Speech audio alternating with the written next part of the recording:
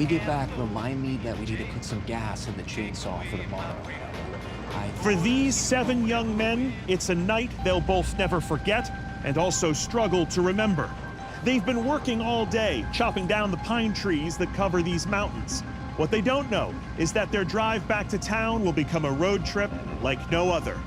One of these men will suddenly vanish in jaw-dropping circumstances, setting off one of the most gripping and bizarre missing person cases in history.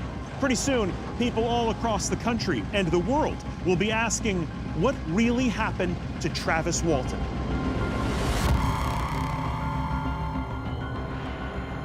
Hey, Travis, get back!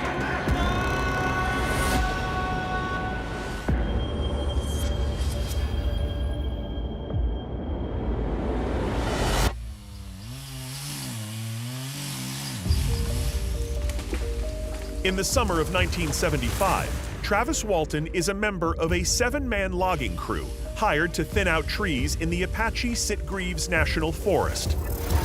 They're a tight-knit, hard-working group. Then, several months into the job, on November 5th, as they head back to town, everything in their world changes.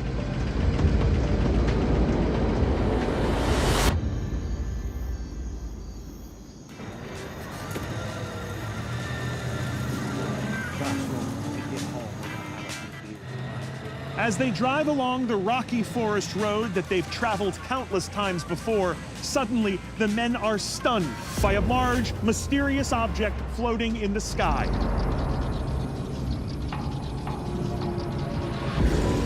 What the hell is that? While fear grips the rest of the crew, something inexplicably draws Travis Walton towards the light. Travis, come back here! Travis! Travis, come back! Hey, Travis, come on back here, man! Travis!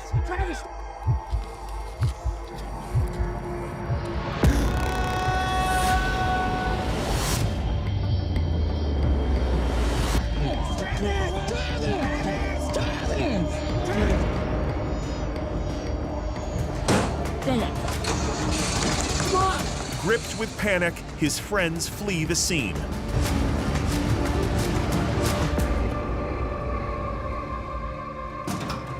Travis! 15 minutes later, when the light appears to be gone, they return to the site to find nothing. No craft, no light, no Travis. Their friend has vanished. So they race to the nearest phone to call the sheriff, Chuck Ellison.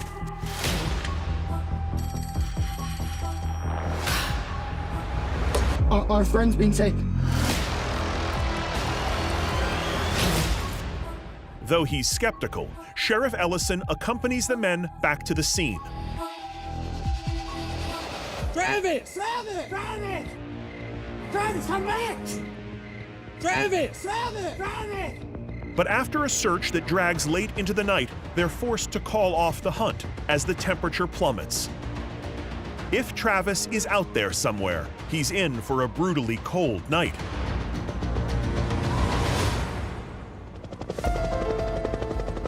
Over the next 5 days, the sheriff's office and volunteers frantically search the area.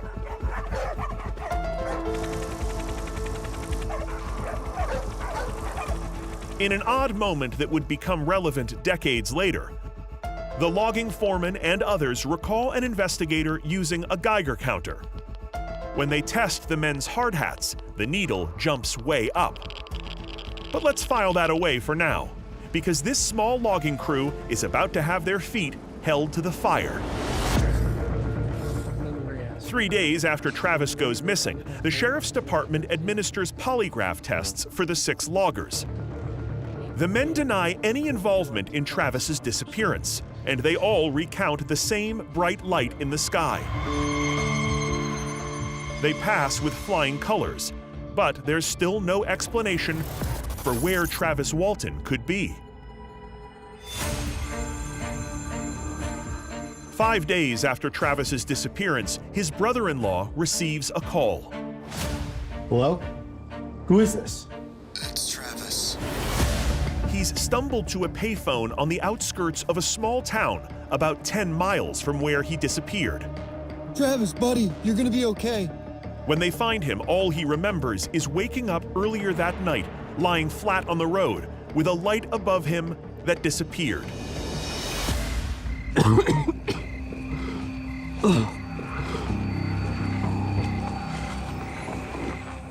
But in the days to come, Travis would remember more and more.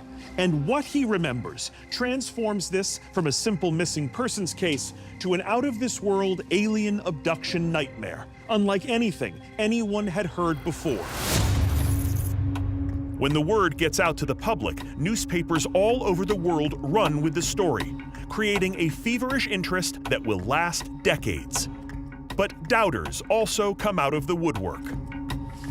The loggers are accused of fabricating an elaborate hoax to get them off the hook from running behind schedule on their logging contract. Other skeptics write it off as ball lightning, a run-in with a military craft, drug-induced hallucinations, or simply a drunken prank. But Travis and the rest of the logging crew stand by their story, and none of the alternative theories can be proven. But if it all really happened, where is the evidence? Well, some of the best evidence is Travis himself. Blood tests taken soon after Travis's return come back completely clean for drugs and any intoxicants. Though he is dehydrated and a few pounds lighter, 5 nights of no food in the forest should have left his body much more malnourished. You're gonna be okay. And perhaps the most amazing thing is that Travis survived at all. At night, the forest can reach below freezing temperatures. Few could survive such an ordeal wearing just jeans and a flannel shirt. Another point in Travis's favor is that he, just like the other crew members, takes a polygraph test. He too passes. So at the very least, Travis believes his own story. And as days turn to weeks, months, years, and even decades, Travis's story always stays remarkably consistent, never changing or shifting like lies sometimes do.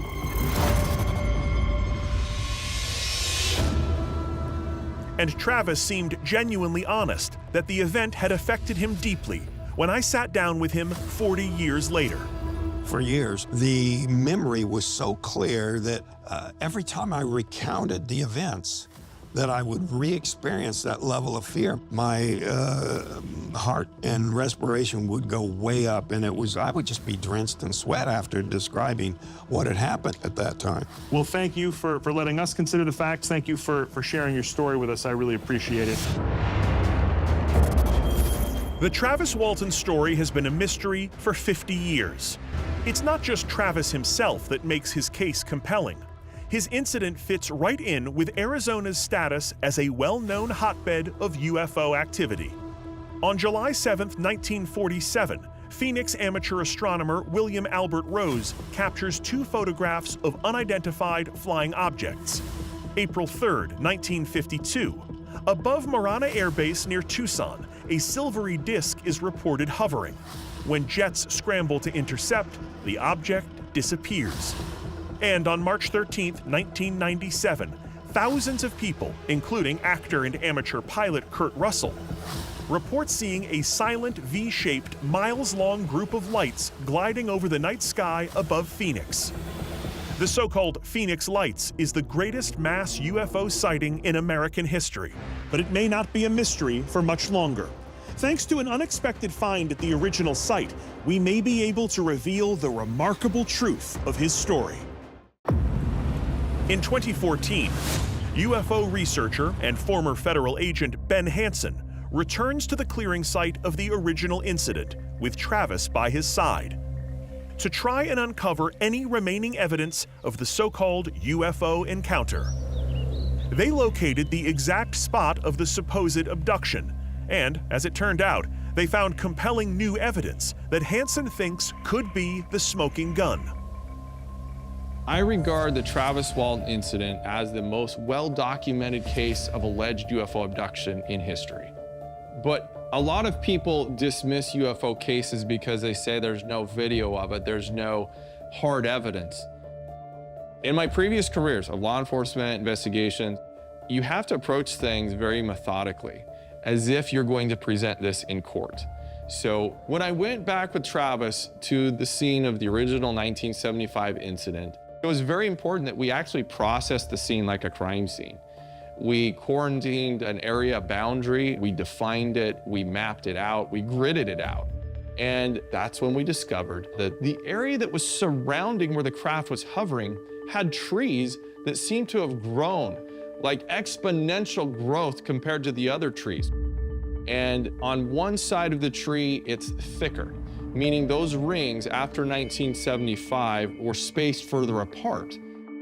But they also had an unusual quality about them. They were all pointing towards one specific point in the middle. No matter where those trees were, they were growing thicker and bigger facing the side where the craft was hovering. After the 1975 event, there were high levels of radiation that were documented over ground zero where the craft had been hovering. I started to research radiation, and I came across a couple of papers. Now, these academic papers were written after the Chernobyl incident in the Soviet Union. Now, when the leak and the radiation had spread, most people would assume any living organism within that radius is dead. But if you also remember, think about radiation and its ability to mutate.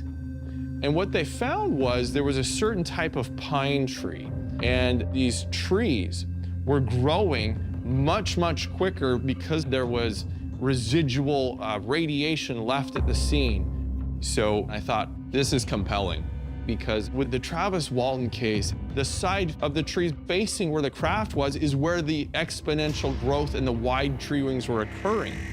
So is it possible that the propulsion system or this discharge or whatever the effects of this craft had then radiated the trees, but only on the side facing where the craft was, and for years to come, it caused this unusual growth?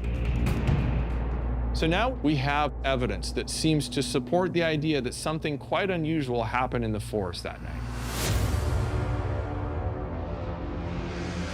Will this remarkable new discovery silence the doubters and finally prove the most high-profile case of alien abduction in history? Studying the data, it certainly does seem to show something beyond our understanding happened. And it happened in the very same place and at the very same time as Travis's alleged alien attack. But was Travis Walton taken by extraterrestrials? His controversial story has perplexed the public for 50 years. And in all that time, Travis himself has never wavered from his account. Meanwhile, science has come a long way on the question of extraterrestrials. Experts now theorize there could be 40 billion Earth-sized planets in our galaxy alone. There is a growing consensus that it is not only possible, but likely, that alien life does exist.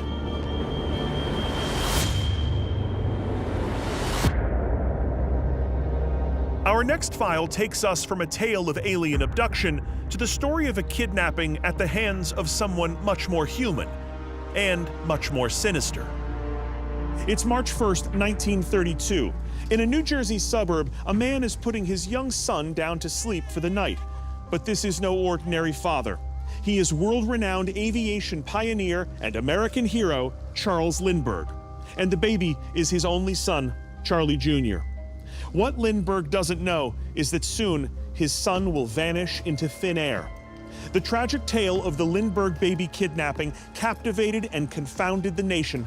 And now, nearly a century later, new analysis of evidence is revealing overlooked suspects with darkly disturbing motives who may have gotten away with murder.